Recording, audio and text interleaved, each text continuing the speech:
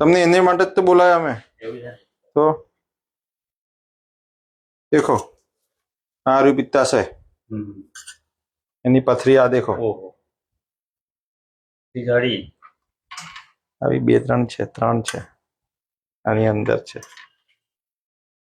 બરાબર. આ પિત્તાશયની થેલી છે અને એની અંદર જે આ બધી પથરી હોય એના લીધે એ બેનને ઓન એન્ડ ઓફ તકલીફ રહેતી હતી, બરાબર. એ હવે આપણે સર્જરી કરીને કાઢી દીધી.